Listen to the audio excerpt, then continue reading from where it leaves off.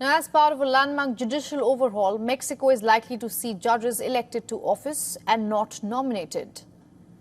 Despite protests, the country's lower house of Congress has approved in general terms a sweeping judicial reform in a committee vote held late Monday. In doing so, it has paved the way for a final debate when the newly elected Congress begins its term next month.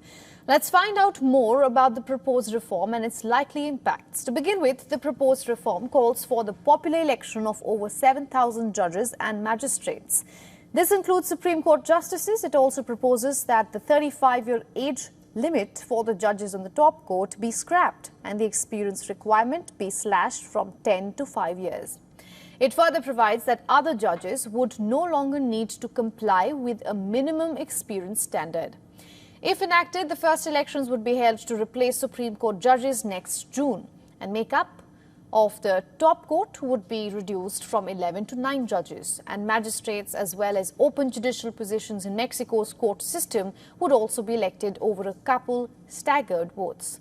The move has caused thousands of judicial workers opposed to the proposal to go on strike. Protesters took to the streets across Mexico on Sunday.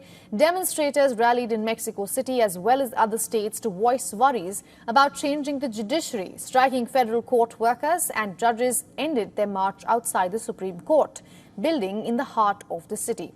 They were seen waving flags, reading judicial independence and respect democracy. Protesters argue that the move would weaken the judiciary's independence and its status as a counterweight to other elected branches of the government.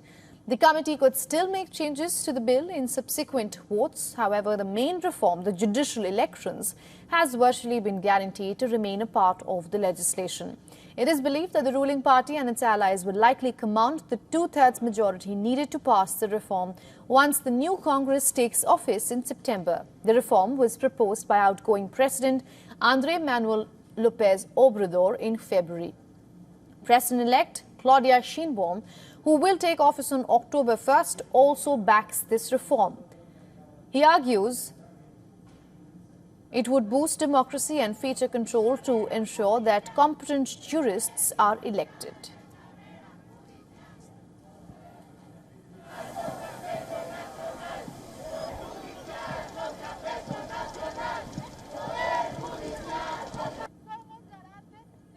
For all the latest news, download the WION app and subscribe to our YouTube channel.